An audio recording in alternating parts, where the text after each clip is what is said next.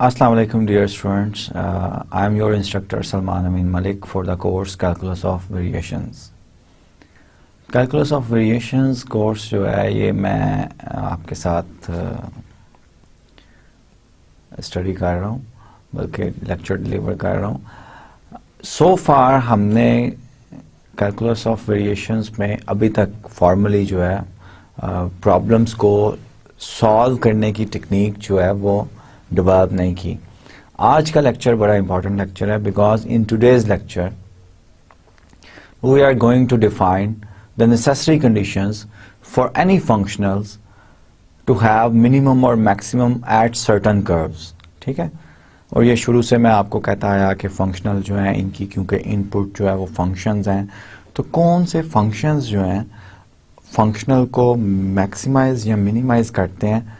In other words extreme values of the functionals जो हैं ये हम जो है आज के लेक्चर में उनकी नेसेसरी कंडीशंस जो है वो निकालेंगे. कि नेसेसरी कंडीशंस का क्या मतलब है कि अगर कोई फंक्शनल जो है उसकी मिनिमम या मैक्सिमम वैल्यू किसी एक खास फंक्शन पे है तो वो कौन सी कंडीशन सेटिस्फाई करेगा. It's the same thing. और लास्ट लेक्चर में जैसे मैंने आपको मोटिवेशन दी थी कि ये एग्जैक्टली सेम चीज़ है जैसे आप extreme values real valued functions में निकालते हैं. उनकी नेसेसरी कंडीशंस क्या होती है कि first derivative of at that point should be equal zero, और उसकी ज्योमेट्रिकल इंटरप्रिटेशन क्या होती है कि आपका अगर लोकल मैक्सिमम या लोकल मिनिमम है तो आपकी टेंजेंट लाइन जो है वो एक्स एक्सिस के पैरेलल होनी चाहिए वन वेरिएबल में. और मैंने आपको कुछ काम दिया था कि you should try to find out the necessary conditions for function of two variable and several variables का जो है. आई होप कि आपने कुछ ना कुछ सर्चिंग की होगी, कुछ बुक्स कंसल्ट की होंगी for getting the idea of that proof mathematically कि किस तरह आप प्रूव कर सकते हैं कि फर्स्ट डेरिवेटिव जो है वो इक्वल जीरो है. In other word geometrically speaking कि आपका टेंजेंट लाइन जो है वो parallel to the x axis है.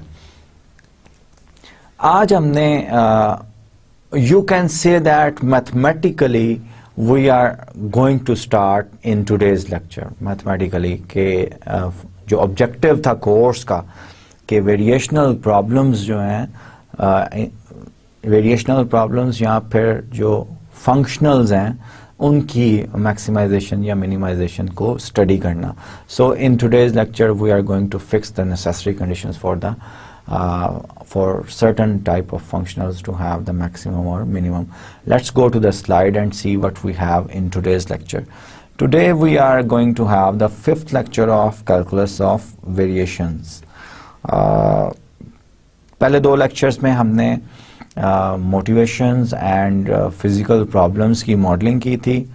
Third और fourth lecture में we have discussed some preliminary mathematical concepts जो कि आपको कैलकुलस ऑफ वेरिएशन स्टडी करने के लिए ज़रूरी हैं. फोर्थ लेक्चर में हमने इसी तरह कुछ जो है वो लेमास वगैरह बेसिक लेमास वगैरह प्रूव किए थे. और at the end of the fourth lecture I have defined the variation और differential of a functional. I am going to start with that slide और जस्ट मैं रिकॉल भी करवा देता हूँ. ये क्विकली मैं रिकॉल करवाता हूँ क्योंकि ये मैंने पहले डिस्कस किया हुआ है. Increment in the functional will be given by this one. ये जो है कि एच ऑफ एक्स जो है ये स्मॉल मेरा एडमिसिबल फंक्शन है एच ऑफ एक्स. ठीक है, तो मैं इंक्रीमेंट को I can write that increment into some linear part plus this one where epsilon approaches to zero and h का नॉर्म जो है वो अप्रोचेस टू जीरो है.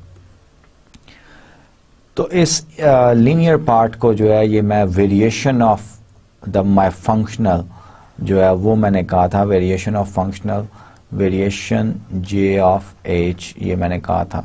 और डिफरेंशियल एट द एंड मैंने ये थ्योरम सिर्फ स्टेट किया था कि the differential of a differentiable functional is unique. Then the functional g of y is said to be differentiable and the principal linear part is known as the variation of g of y. What we are going to do now? we are going to find out the necessary conditions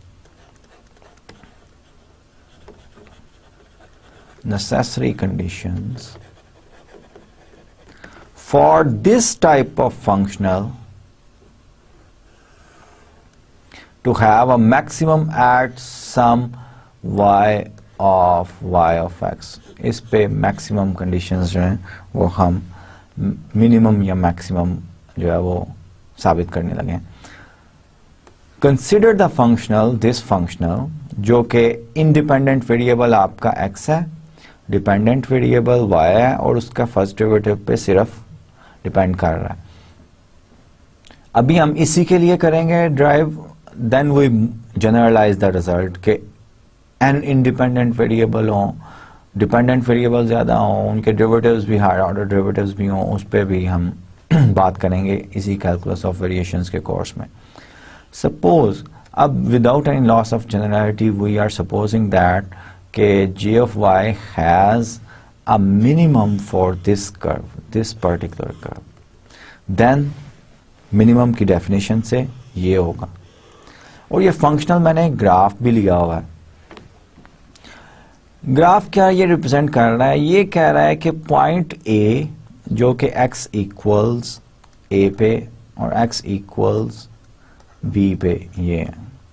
हमने जो है इसको मिलाने वाला minimum curve जो है वो इन points को कैपिटल A और कैपिटल B पॉइंट्स को इंटरपोलेट करने वाला जो है हमने कर्व जो है वो निकालना है और मिनिमाइज करने वाला जो इस फंक्शनल को मिनिमाइज करे और इन पॉइंट से पास करता हो, उसका हमने नाम रखा हुआ है. हमने सपोज कर लिया कि वो दिस कर्व है y of x, ये वाला कर्व जो.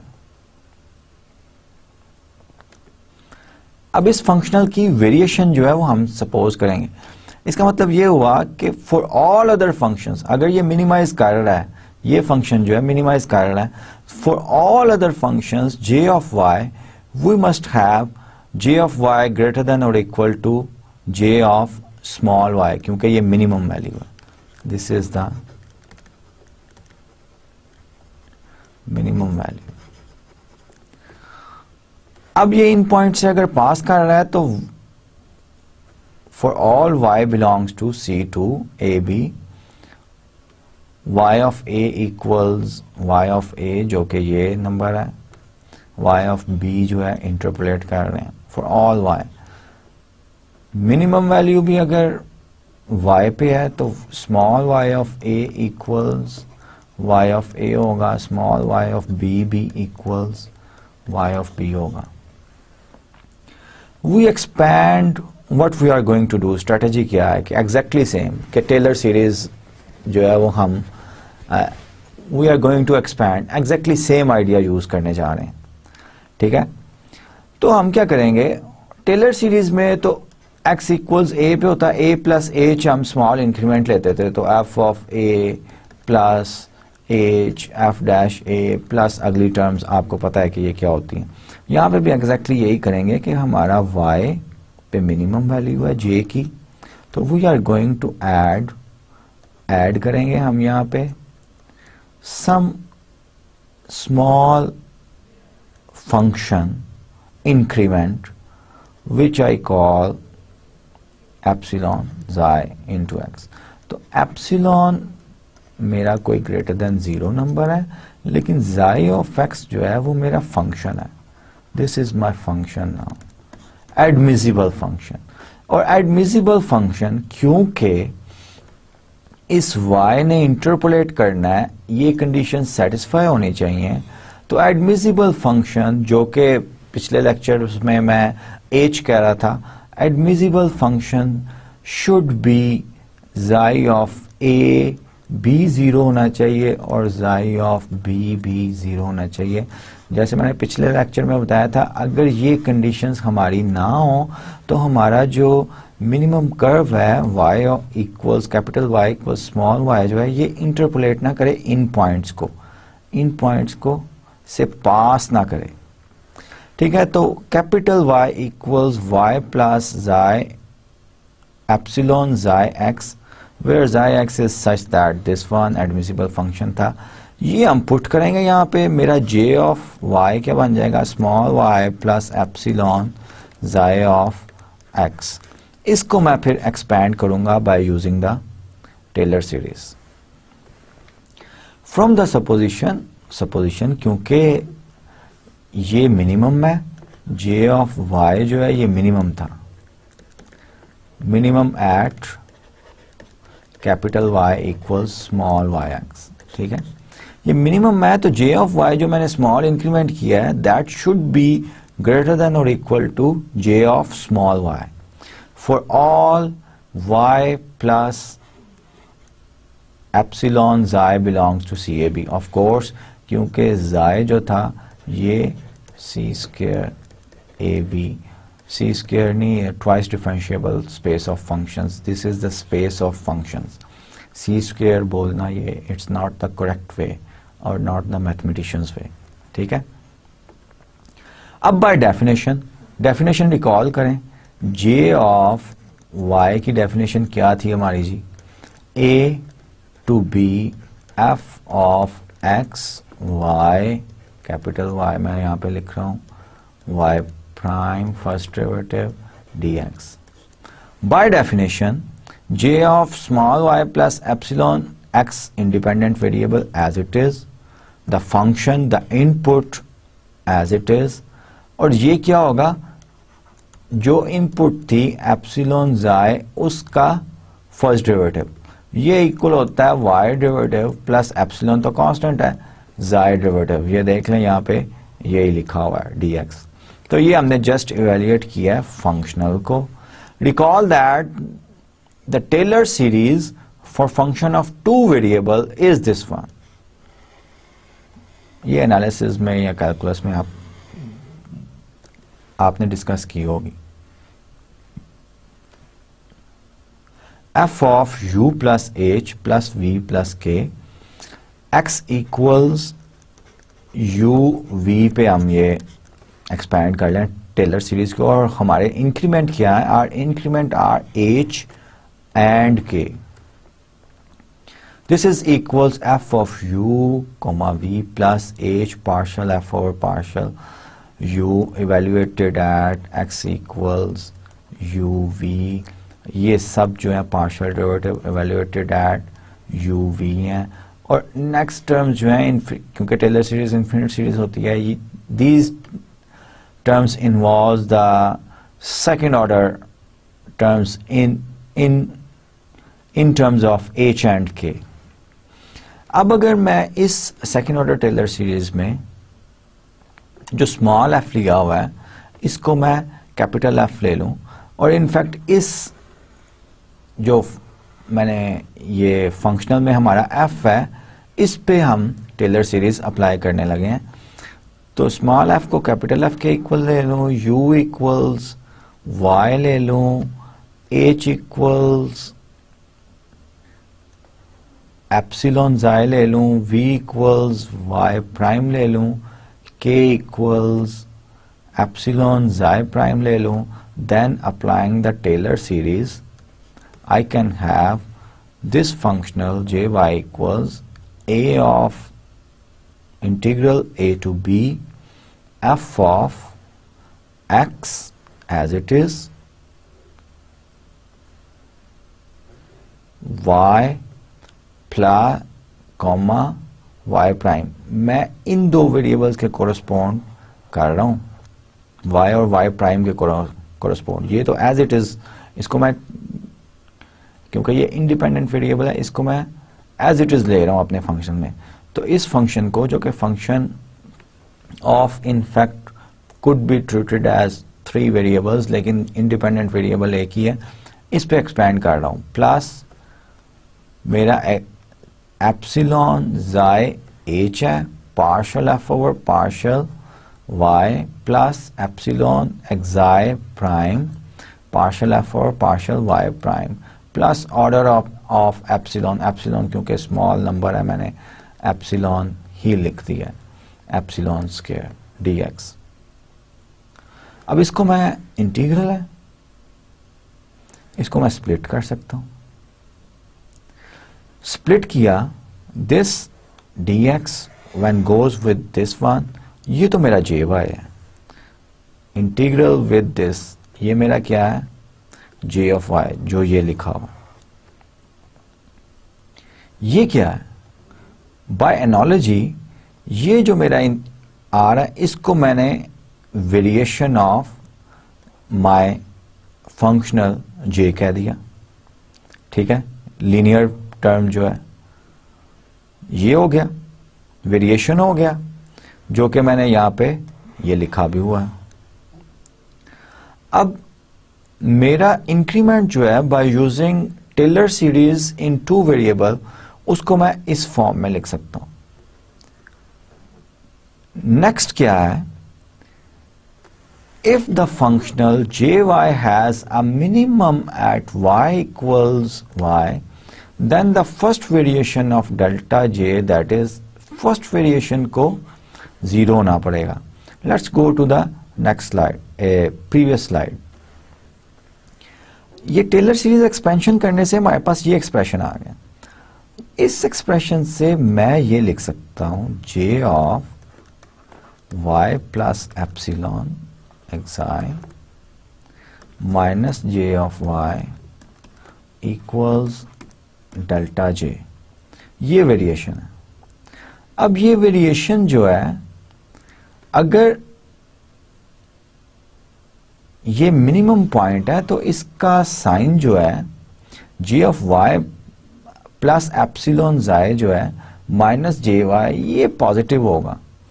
तो यहां से जैसे हमने वन वेरिएबल में हमारे पास आ रहा था कि ये मिनिमम तब होगा जब ये वेरिएशन जो है डेल्टा j जो है इसको हम 0 करें। ये हमने टारगेट हमारा है, इसको साबित हमने ये करना है कि ये डेल्टा j इक्वल्स 0 होगा।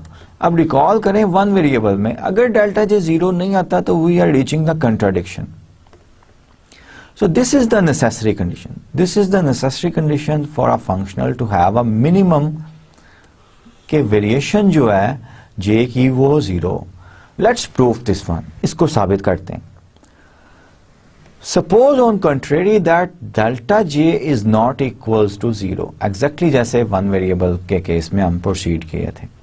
We have this one.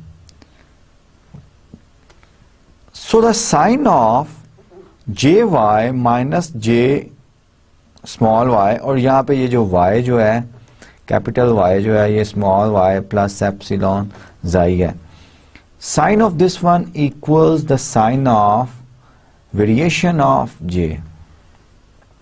Without any loss of generality we have that variation of j जो है ये अगर 0 नहीं है तो ये पॉजिटिव भी हो सकती है, नेगेटिव भी हो सकती है फॉर सम वेरिड कर्व्स, क्योंकि ये डिपेंड कर रही है कर्व्स पे, किन कर्व्स पे, इन कर्व्स पे, ठीक है। तो ये पॉजिटिव भी हो सकती है, नेगेटिव भी हो सकती है, और वेरिड कर्व हमारे ये हैं। However there is a minimum of j at y equals y। अगर मिनिमम है तो इसका तो साइन हमेशा पॉजिटिव ही होना चाहिए। अगर स्मॉल y जो है वो कर्व मिनिमम दे रहा है फंक्शनल की, लेकिन डेल्टा जे वाई जो है वो इन पे, उसका साइन इन पे डिपेंड कर रहा है। एप्सिलॉन xi x ये पॉजिटिव या नेगेटिव हो सकता है इन कर्व्स के अकॉर्डिंगली। इसका मतलब ये हुआ कि अगर हमारे पास ऐसा कर्व है जो कि इसका साइन, वेरिएशन का साइन नेगेटिव दे, so from this equation we are reaching a contradiction। अब xi of x जो है या एडमिसिबल फंक्शंस जो हैं ये कोई भी फंक्शंस हो सकते हैं, ये स्मॉल वेरिएशन होती हैं such that xi of a और xi of b जो है ये 0 हो, ठीक है। So we reach a contradiction. तो डेल्टा j जो है it has no other option than the to be 0. So delta j should be equals 0, क्योंकि अगर ये 0 नहीं होता तो ये सम कर्व्स के लिए पॉजिटिव वैल्यू अटेन करेगा, सम कर्व्स के लिए नेगेटिव। तो कुछ ऐसे कर्व्स जिनके लिए नेगेटिव अटेन करेगा वो इस स्टैटिक इक्वेशन के कोरस्पॉन्ड हमें कंट्राडिक्शन दे देंगे। सपोज अगर मैक्सिमम होता, मैक्सिमम का होता तो हम यहां पे फिर ये इसका साइन नेगेटिव होता, तो हमें ऐसे कर्व्स जो वेरिएशन का साइन पॉजिटिव देते वो कंट्राडिक्शन दे देते। In both cases we are reaching the contradiction. So the variation of J must be zero, we don't have any other choice. अब ये लेमा जो हमने साबित किया था लेकिन डिफरेंट टर्मिनोलॉजी से किया था। इफ एम ऑफ टी, यहाँ पे हमने अल्फा ऑफ एक्स लिया था, is a continuous function on this interval and mt eta t such that eta c1 or eta at the end point 0, then m of t alpha x equals 0। ये lemma हमने use किया था, proof किया था in fact previous lecture में। सो necessary condition हमारे पास आ चुकी है कि वेरिएशन जो है डेल्टा जे की वो 0, और वेरिएशन हमने इस तरह डिफाइन की हुई है, ठीक है। अब जो है हम फर्दर वेरिएशन, तो वेरिएशन ऑफ जे इक्वल 0 आ गई और वेरिएशन हमने इसके इक्वल रखी थी, ठीक है। अब हम फर्दर कंडीशंस चाह रहे हैं कि फंक्शनल पे यार हमें और कोई सिंप्लीफाइड कंडीशंस मिल जाएं कि भाई मिनिमम वैल्यू या मैक्सिमम वैल्यू इन कर्व्स पे हो सकती है। अब ये वेरिएशन अगर है, इस वेरिएशन को मैं इस तरह लिख सकता हूं, I can split that variation epsilon a to b xi partial F over partial y d x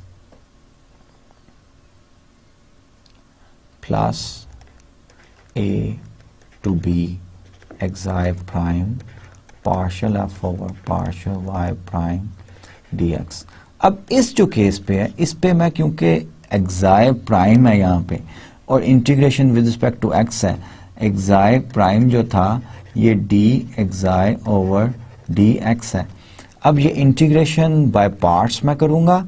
integration by parts करने से ये xi partial F over partial Y prime calculated at A and B minus sign आएगा A to B xi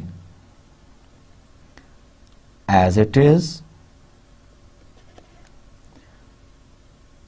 and d over dx of partial f over partial y prime dx integral dx। अब यहां पे इसको जब मैं evaluate करूंगा that will become xi of b partial f over partial y prime evaluated at b x equals b minus xi of a partial f over partial y prime evaluated at x equals a। अब xi जो था ये तो मेरा admissible function था, इसकी value a पे भी 0 है, इसकी वैल्यू b पे भी 0, ठीक है। ये दोनों 0 हो गए तो ये पूरी टर्म ये भी 0 माइनस 0, ये पूरी टर्म जो है ये 0 हो गई। So we are left with, अगर इस इंटीग्रल को मैं सॉल्व करूं तो we are left with this one, ठीक है। Xi d over d x partial F over partial Y prime d x, इसको फिर मैं ये वैल्यू यहां पे डाल देता हूं मैं, और once again I write everything in the single integral, और एक्साई यहां पे आ रहा है, यहां पे भी एक्साई है, तो इससे मैं एक्साई जो है कॉमन ले सकता हूं। सो आई रीच हेयर। अब ये वेरिएशन हमने साबित कर दिया है, डेल्टा जे जो है ये 0 होगी। इसका मतलब है ये इंटीग्रल इक्वल्स नॉट है। Xi जो है ये डिफरेंशिएबल फंक्शन है such that xi of a equals xi of b equals not है। अब ये जो लेमा लास्ट लेक्चर में हमने साबित भी किया था और पीछे मैंने पिछली स्लाइड पे शो भी किया है, ये वाला लेमा, इस लेमा को अगर मैं अप्लाई करूं then delta J equals not implies that using that lemma कि this integrand ये जो है, जो कि ये मैंने लिखा हुआ है partial f over partial y minus d over dx partial f over partial y prime equals naught. So this delta j in fact is equivalent to this one by using that lemma. ठीक है, ये क्या है, ये तो हमारी necessary condition निकल आई है. इसका मतलब है कि इसको ये किस तरह की इक्वेशन होगी भाई. This equation will involve the derivatives of y prime में भी x भी हो, इसमें y भी हो, लेकिन this is ordinary differential equation for f of x y prime. Partial f और पार्शियल y हम इवेल्युएट करेंगे, that will be a function in x y and y prime. ठीक है, क्योंकि y प्राइम आ रहा है, d over d x y prime का partial derivative इस f का करेंगे तो उसके बाद d ओवर डी एक्स लेंगे तो हमारे पास अगेन y डबल प्राइम आएगा, लेकिन ऑर्डिनरी डिफरेंशियल इक्वेशन ही होंगी. So this is the necessary condition, और इनको हिस्टोरिकली आयलर्स इक्वेशंस भी कहते हैं. Euler's equations. कुछ बुक्स जो हैं, जैसे जेल्फॉ की बुक जो है वो सिर्फ आयलर्स इक्वेशंस इनको कहती है. कुछ बुक्स जो हैं इनको यूलर-लैग्रेंज इक्वेशंस भी कहते हैं, क्योंकि लैग्रेंज जो कि मैथमेटिशियन था, इसकी बड़ी कंट्रीब्यूशन थी एनालिटिकल डायनामिक्स में, और फ्यूचर में लेक्चर्स में हमने ये कैलकुलस ऑफ वेरिएशन की एप्लीकेशन एनालिटिकल डायनामिक्स में करनी है.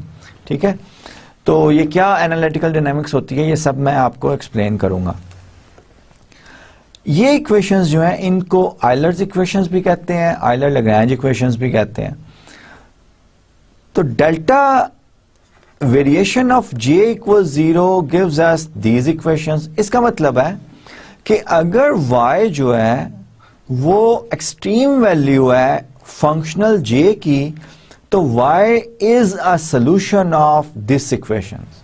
इन अदर वर्ड्स, जैसे वन वेरिएबल में हमारे पास f डैश x इक्वल 0 करने से x की इसकी कुछ रूट्स आती थी, उन पे एक्सट्रीम वैल्यूज आकर हो सकती हैं. सिमिलरली फॉर अ फंक्शनल, इस इक्वेशन को जो कि यूलर-लैग्रेंज इक्वेशन है, from now onwards I will call this equation Euler-Lagrange equation. और ये इक्वेशन जो है ये आपको याद होनी चाहिए. ठीक है, फंक्शनल पे डिपेंड करता है, फंक्शनल फौरन ये इक्वेशन जो है आपके ज़हन में आनी चाहिए. इस इक्वेशन के सॉल्यूशंस क्या होंगे, y ऑफ x होंगे. सॉल्यूशंस y ऑफ x होंगे जो इस इक्वेशन को सेटिस्फाई करें. These are the candidates as in the real valued functions. These are the candidates such that j have maximum or minimum values on these curves. So this is the necessary conditions which we have derived. Necessary condition हमने drive कर ली है कि maximum या minimum value functional की, इस तरह के functional की एग्जिस्ट कर सकती है ऐसे कर्व्स पे जो कि इस इक्वेशन को सेटिस्फाई करें. इसका मतलब यह हुआ कि हम फॉर अ गिवन फंक्शनल इस इक्वेशन को लिखा करेंगे. इस इक्वेशन को लिखने के बाद इस इक्वेशन को सॉल्व किया करेंगे, तो जो y ऑफ x आया करेंगे उन पे हमारे फंक्शनल की मैक्सिमम या मिनिमम वैल्यू हो सकती है. सो नेसेसरी कंडीशन हमने ड्राइव कर ली है.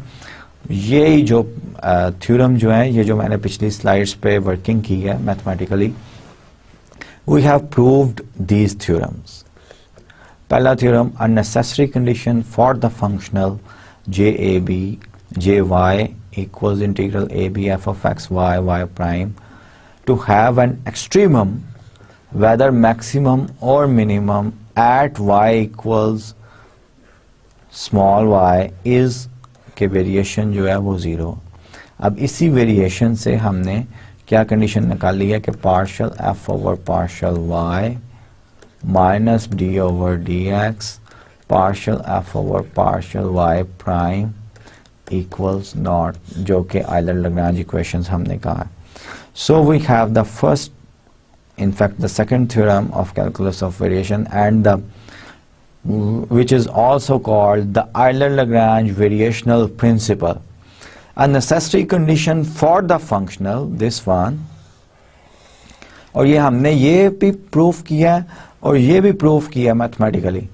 A necessary condition for the functional j of y equals this one with y of a equals, interpolate कर रहा है इन पॉइंट्स को, to have an extremum, to have a maximum or minimum at y equals y is that y, small y, जो कि maximum या minimum value दे रहा है functional की, इस functional की, के is a solution of Euler-Lagrange equations.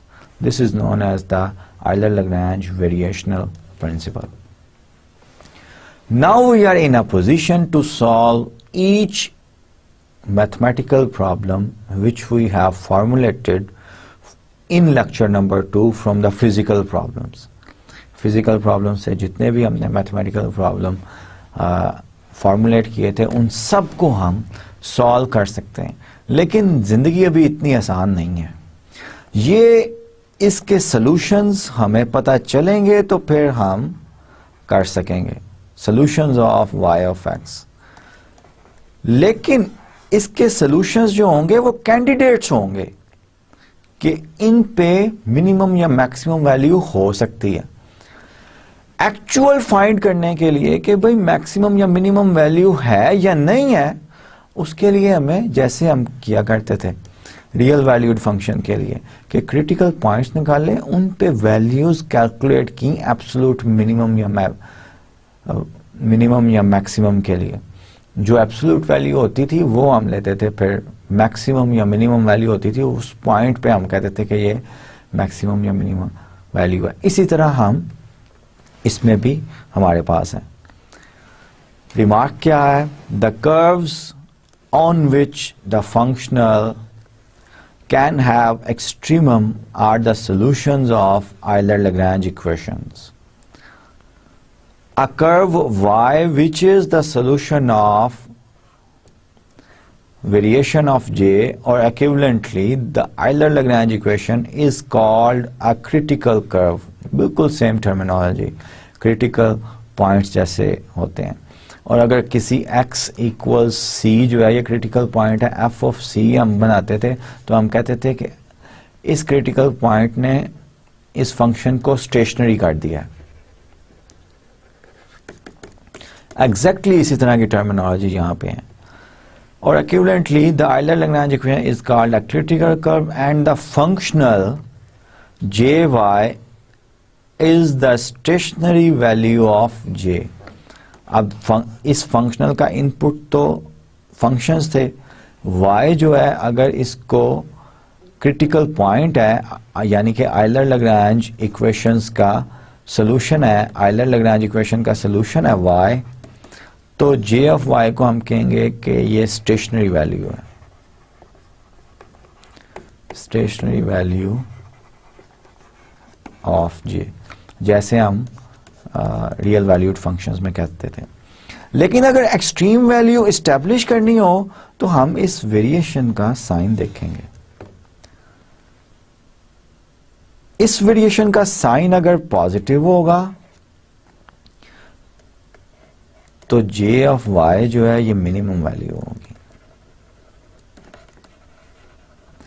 इसका साइन अगर नेगेटिव होगा तो j ऑफ y जो है ये मैक्सिमम वैल्यू होगी, maximum value of the functional होगी. ठीक है, चलें कुछ एग्जांपल्स करते हैं जो कि हमने लास्ट टाइम भी we are going to do a lot of examples, don't worry. ठीक है, अब ये पहली एग्जांपल है. ये इजी नहीं है काम कैलकुलेट करना ना, क्योंकि आप you will see while will proceed further कि ये ऑर्डिनरी डिफरेंशियल इक्वेशंस जो हैं, Euler-Lagrange इक्वेशंस जो हैं, उनको सॉल्व करना इजी नहीं है. First example, the shortest path problem. अब इसका नेचुरली हमें पता है कि अगर हमारा कर्व्ड सरफेस नहीं है तो shortest path will be plane surface पे है, तो shortest part between 2 point will be a straight line. अब वेरिफिकेशन भी होगी इस नॉलेज की हमारे थ्रू मैथमेटिक्स। इस शॉर्टेस्ट पाथ प्रॉब्लम को मैं जस्ट रिकॉल भी करवा देता हूं कि ये ए और ये बी 2 पॉइंट्स हैं हमारे पास। यहां से पास करने वाले इन 2 पॉइंट से there may be infinite many curves, but we are interested in the shortest part जो कि मिनिमाइज करे डिस्टेंस को बिटवीन दीज 2 पॉइंट्स।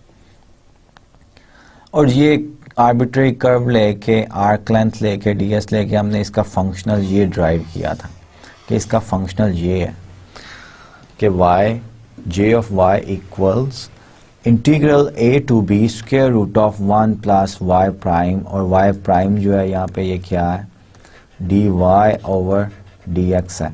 इनफैक्ट अगर आप रिकॉल करें कि ds square equals dx square plus dy square होता है, और ds जो थी ये आर्क लेंथ थी ये हमारे इस कर्व की, तो इसको हमने इस तरह लिखा था equals dx square plus dy square, and we write ultimately this one y plus dy over dx square dx। ठीक है, ये स्मॉल आर्क लेंथ थी, इसको इंटीग्रेट करना था over a to b, integrate a to b, that is how you calculate this functional। अब इस functional की मिनिमम वैल्यू निकालनी है। We are interested in finding out the minimum value। Compare करें इसको इससे, j of y equals a to b f of x y y prime dx। हमारा f of x y y prime जो है वो ये आ रहा है। ठीक है, देन आयलर-लैग्रेंज इक्वेशंस क्या है वो मैं यहां पे लिख रहा हूं आपकी सेटिस्फैक्शन के लिए। Partial f over partial y minus d over dx partial f over partial y prime equals nought. These are the Euler Lagrange equations. Euler Lagrange equations का सोल्यूशन हमने निकालना है। अगर मैक्सिमाइजेशन या मिनिमाइजेशन फंक्शनल का करना है, इस केस में हमने मिनिमाइजेशन करनी है, तो f इसके पार्शियल डेरिवेटिव निकालने पड़ेंगे। f is independent of y, partial f और पार्शियल y तो हमारे पास 0 आएगा।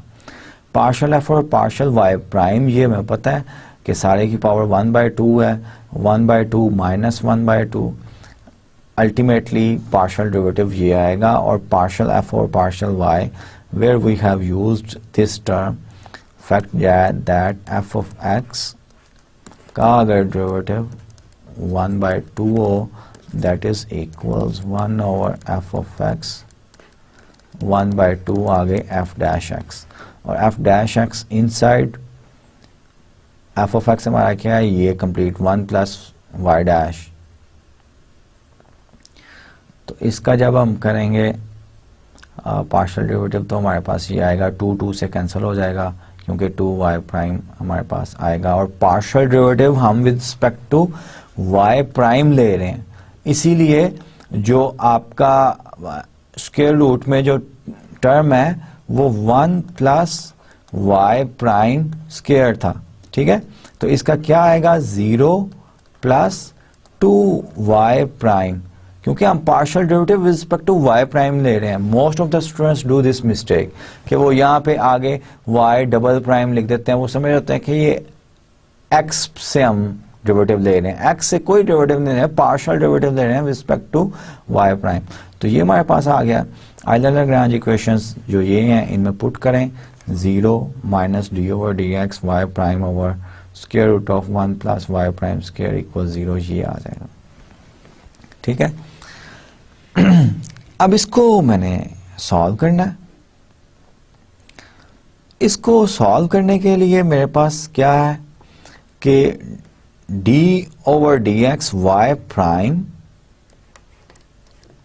Over square root of 1 plus y prime square equals some constant, let's say c1। अब इसको इंटीग्रेट कर दें आप, इसको दूसरी तरफ ले जाएं, स्क्वायर करें बोथ साइड्स का, स्क्वायर करने के बाद सिंप्लीफाई करें एंड यू विल सी के सोल्यूशन आपका y equals c1 x plus c2 ये आ रहा है। अब ये c1 और c2 आर्बिट्रेरी कांस्टेंट्स हैं, आर्बिट्रेरी कांस्टेंट्स हैं। इन कांस्टेंट्स की वैल्यूज जो है वो डिटरमिन की जा सकती हैं अगर आपका ये a और b या फिर इंटरपोलेटिंग पॉइंट्स जो है वो दिए गए हों। फॉर एग्जांपल अगर मैं ये दे दूं कि y ऑफ 1 इक्वल्स 2 है एंड y ऑफ 3 इक्वल्स 9 है, ठीक है, तो x इक्वल्स देन यहाँ पे आपका a जो है वो क्या होगा 1 होगा और b जो है वो क्या होगा 3 होगा। तो आप ये सोल्यूशन आपने निकाल लिया यूलर-लैग्रेंज इक्वेशन, इन इक्वेशंस को यूज करके आप कांस्टेंट्स निकाल लेते हैं। अब मैंने आगे पोज किया हुआ है question, is it all, did we get the minimizer of the functional, did we get the minimizer of the functional, the answer is no. जब तक इसमें आर्बिट्रेरी कांस्टेंट है, अगर कोई पॉइंट्स दे भी दिए हों जैसे मैंने ये दे दिए हैं, तब भी आपके पास एक कर्व आएगा, वो मिनिमाइजर है, उसको उसके लिए आपको ये इसका साइन चेक करना पड़ेगा, जो आपका इंक्रीमेंट था j of y plus epsilon xi minus j of y, इसका साइन अगर नेगेटिव होगा तो तभी मिनिमाइजर होगा, ठीक है। अभी सिर्फ आपने these are the candidates, these straight lines are the candidates for the minimizer। Euler Lagrange equations जो है वो मिनिमाइजर के कैंडिडेट्स प्रोवाइड करते हैं, ठीक है। और इसको हम करेंगे सर्टेन प्रॉब्लम्स के लिए। फॉर एग्जांपल आप ये ले लें, there is a formal way of doing this one, और उसको हम इंशाल्लाह जो है ना we will do it for some examples. Example number 2, ये फंक्शनल जो है ये अराइज हुआ था मिनिमम सरफेस प्रॉब्लम में, कि जब हमने सरफेस को जो है ऐसी सरफेस कंस्ट्रक्ट करनी थी जिसकी मिनिमम सरफेस एरिया हो लेकिन गिवन एरिया को वो कवर करे। Recall that the problem of finding the smallest surface to cover an area requires the minimizer of the following functional. अब यहाँ पे फौरन आप जो है f of x y prime जो है आइडेंटिफाई कर लें, that will be 2 pi y square root of 1 plus y prime square dx। अब यूलर-लैग्रेंज इक्वेशंस जो हैं उसके लिए हमें partial f over partial y चाहिए minus d over dx partial f over partial y prime equals 0. These are the Euler-Lagrange equations. Partial अगर ये f हो तो partial f over partial y तो सिंपली 2 पाई जो है वो कांस्टेंट है, मैंने यहाँ पे नहीं लिखा हुआ क्योंकि उसको हम यहाँ पे बाहर ले जा सकते हैं इस 2 पाई को। तो पार्शियल f और पार्शियल y जो है वो मैंने ये लिखा हुआ, पार्शियल f और पार्शियल y प्राइम जो है वो ये है। यहाँ पे ये एग्जैक्टली जैसे लास्ट स्लाइड में किया था, क्योंकि y ऑलरेडी यहाँ पे है इसलिए यहाँ पे y आ रहा है, ठीक है। लैग्रेंज इक्वेशंस में पुट कर दिया। जब लैग्रेंज इक्वेशंस में पुट करेंगे हम तो हमने इसको इवेल्युएट करना है, ठीक है। इसको इवेल्युएट करना है, ये d ओवर dx है, you have to be careful now, क्योंकि ये भी फंक्शन y भी आपका फंक्शन है x का, y प्राइम भी आपका फंक्शन है x का, क्योंकि फर्स्ट डेरिवेटिव है उसका। तो ये भी फंक्शन x का, ये भी फंक्शन x का, नीचे भी फंक्शन x का। तो you are going to use u over v formula of differentiation, ठीक है। फॉर एग्जाम्पल अगर मैं ये d ओवर dx y को ओपन करना चाहूं तो I will write a straight line, denominator का स्क्वायर जो कि 1 प्लस y प्राइम स्क्वायर ये आएगा, क्योंकि स्क्वायर रूट है तो वो स्क्वायर खत्म हो जाएगा, ये आ गया। Denominator as it is, u into v, यही फार्मूला होता है 1 plus y prime square. The derivative of the numerator, numerator में अब प्रोडक्ट है u इंटू वी। अब यहां पे मैं u इंटू वी लगाऊंगा। पहला फंक्शन अगर मैं y लेता हूं तो y प्राइम आएगा, और y प्राइम ऑलरेडी है तो y प्राइम स्क्वायर बन जाएगा। ठीक है, यहां पे ये y प्राइम स्क्वायर बन गया, प्लस u इंटू वी में लगा रहा हूं, plus y as it is.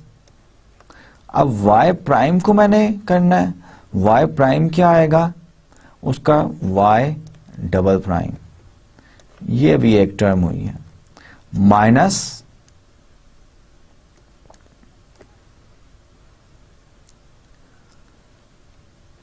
Numerator जो कि ये है एज इट इज, और ये मैं इधर कैलकुलेट कर रहा हूं, माइनस से आगे वाली टर्म्स जो हैं यहां पे लेट से कैलकुलेट कर लेते हैं।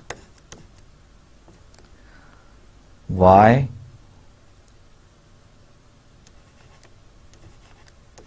and y prime as it is, y and y prime as it is, and the derivative with respect to x of this numerator जो कि ये था, इसका डेरिवेटिव क्या होता है ये मैं पता है, ये होता है 2 square root of 1 plus y prime square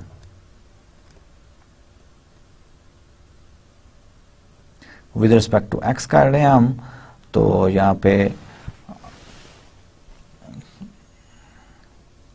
1 plus y prime square का डेरिवेटिव 1 का तो 0 आएगा, plus 2y prime y double prime, that will be the derivative।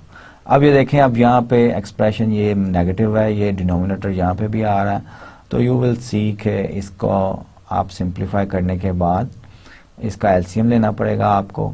LCM लेने से हमारे पास क्या आएगा, 1 plus y prime square, this one term, then y prime square plus y y double prime minus y prime square y double prime and 2 times, और ये 2 ऐसे cancel हो जाएगा इसके साथ, तो वही कैंसिल, एंड डिनोमिनेटर में y प्राइम स्क्वायर, इसकी पावर 1 पहले ही थी, प्लस 1/2 जो यहाँ डिनोमिनेटर से आ रही है, तो इसकी पावर जो है वो 3/2 हो गई। ठीक है, फर्दर मोर ये सब नेगेटिव साइन के साथ आपके पास यूलर-लैग्रेंज इक्वेशन में 1 प्लस वाई प्राइम स्क्वायर ये। अब आप वंस अगेन एलसीएम लें एंड सिंप्लीफाई करें, you will see the Euler-Lagrange equations becomes this one, ये बन गई। अब इस मिनिमम सरफेस का जो था प्रॉब्लम, उसके लिए Euler Lagrange equation, look at these equations, these are, अगर मैं if I suppose that y prime is finite in AB, then I can get rid of this one and I have this। ये क्या है, इसको जरा study करते हैं। ये पहली बात ऑर्डिनरी डिफरेंशियल इक्वेशन है।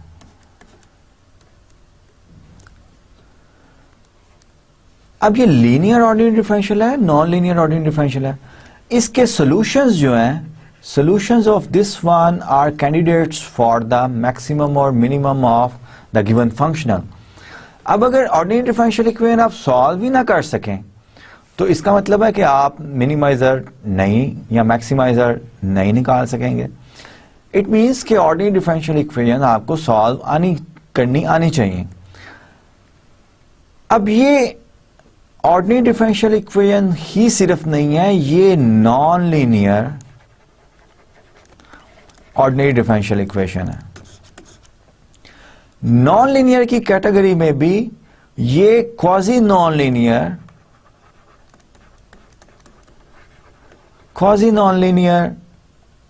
ऑर्डिनरी डिफरेंशियल इक्वेशन है, क्योंकि यहां पे ये जो टर्म है y प्राइम का स्क्वायर, इसकी वजह से हाईएस्ट डेरिवेटिव जो है इस ऑर्डिनरी डिफरेंशियल इक्वेशन को अगर मैं लिखूं in terms of d2y over dx square y, ये भी नॉन लीनियर टर्म है, equals 1 plus dy over dx square.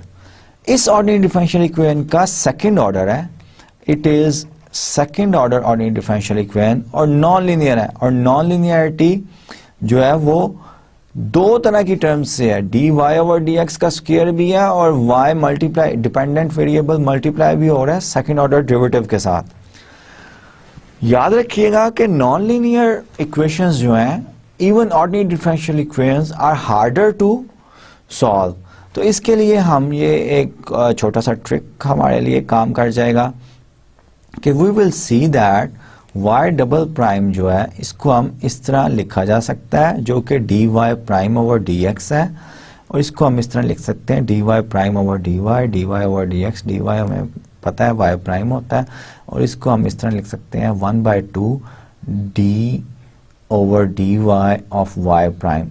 Let's see कि इस वेरीफाई करते हैं कि 1/2 d over dy of y prime square, that will be equals 2 times y prime into, with respect to y हम differentiate कर रहे हैं तो ये y डबल प्राइम हो जाएगा। ठीक है, y डबल प्राइम का मतलब क्या है कि dy we can write it as y prime over dy prime over dy। ठीक है, ये यहीं पे यही लिखा हुआ। ठीक है, तो इसका मतलब है ये कर देंगे, ये करने से हमारी इक्वेशन क्या बन जाती है, लेट्स सी कि हमारी इक्वेशन क्या बनती है बाय दिस सब्स्टिट्यूशन। हमारी इक्वेशन ये बन जाती है 1 plus y prime square equals 1/2 d over dy y prime square. अब अगर I introduce a new variable y prime square जो है इसको मैं z पुट कर लूं तो मेरी इक्वेशन क्या बन गई, 1 plus z equals 1/2 dz over dy। अब मेरी नॉन लीनियर इक्वेशन जो है वो सेपरेबल इक्वेशन में कन्वर्ट हो गई है। I can separate the variable, ये I can write it as 2 dy equals dz over 1 plus z। ठीक है, integrating with respect to y I will have 2y equals log of 1 plus z plus some constant of integration।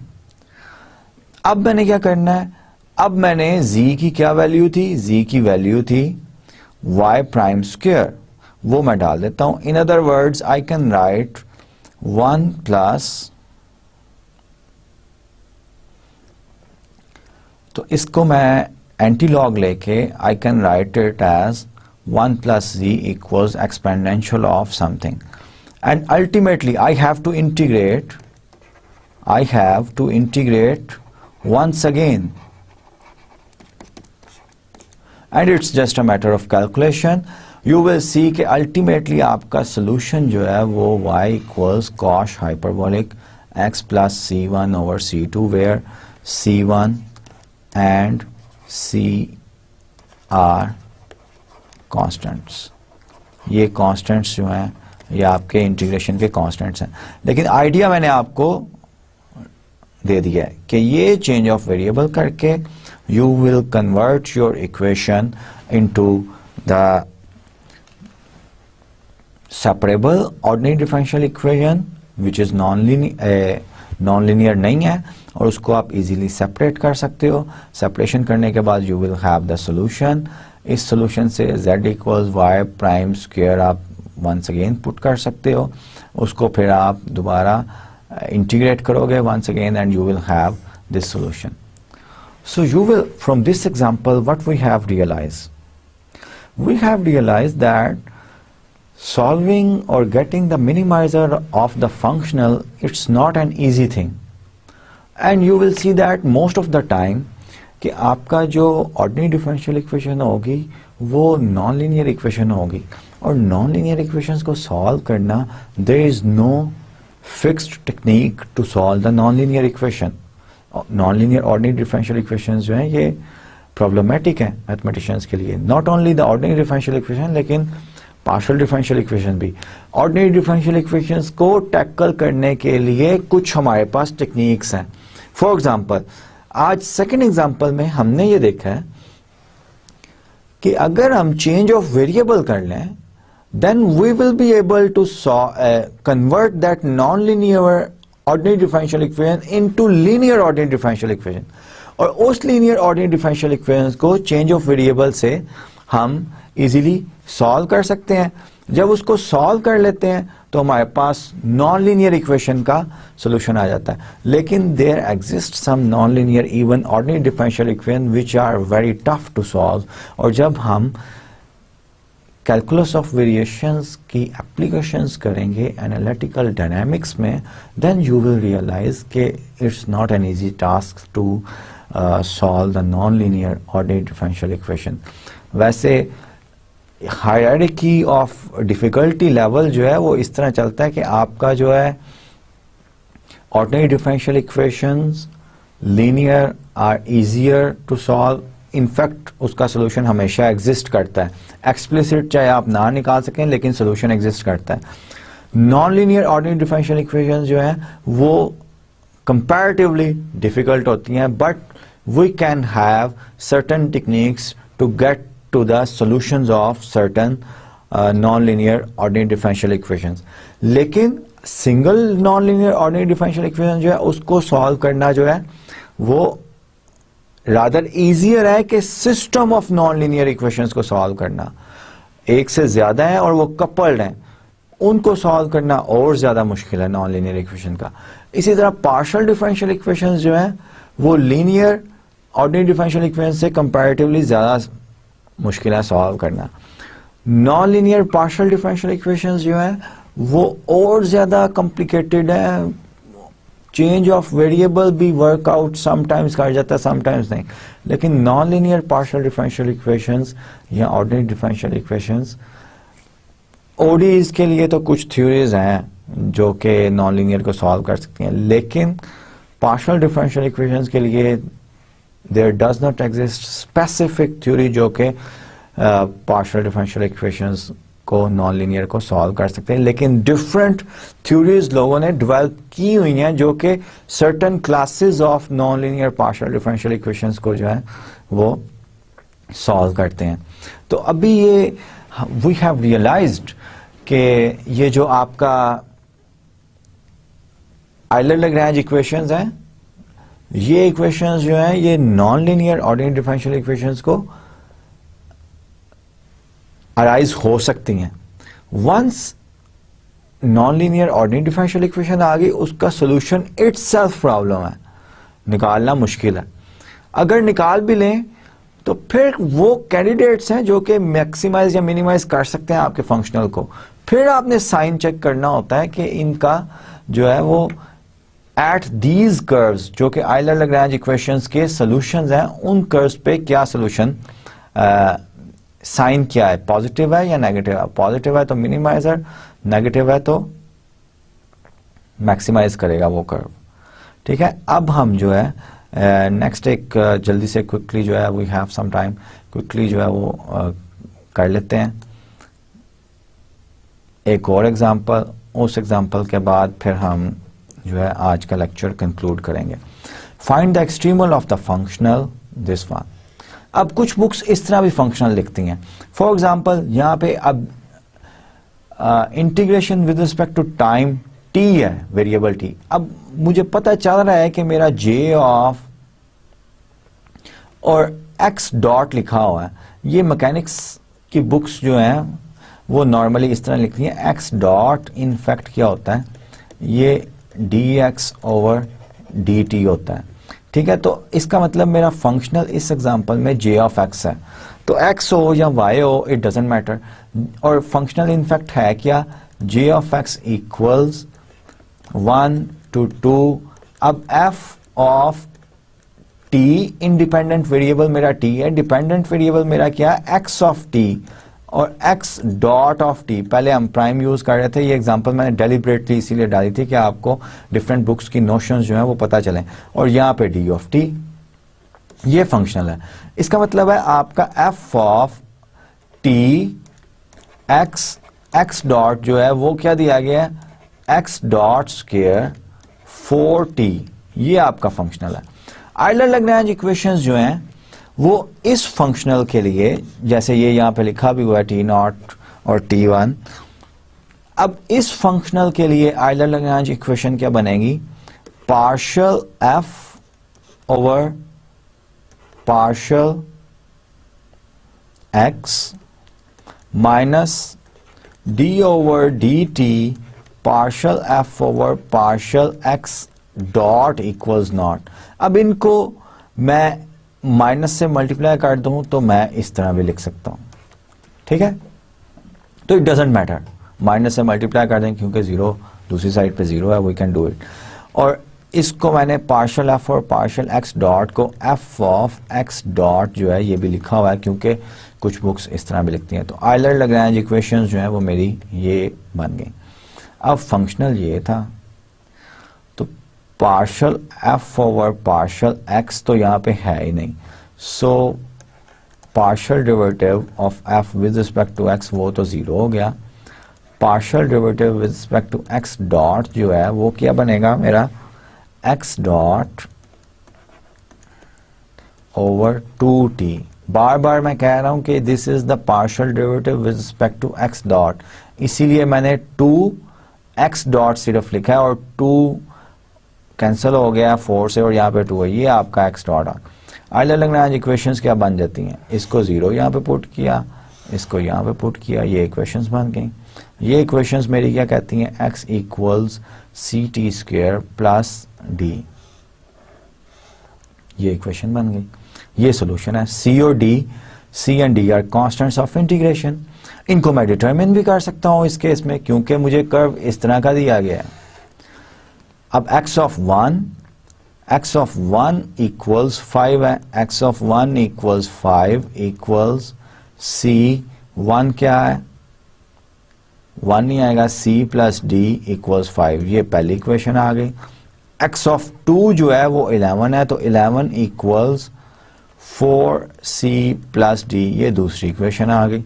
इन दो equations को simultaneously solve करें। For example अगर मैं subtract करूं इन दो equations को, सब्ट्रैक्ट करने से ये d मेरे पास कैंसिल हो रहा है, ये -3c जो है ये -6 क्या आ रहा है, तो c इक्वल्स मेरा 2 आ रहा है, c इक्वल्स 2।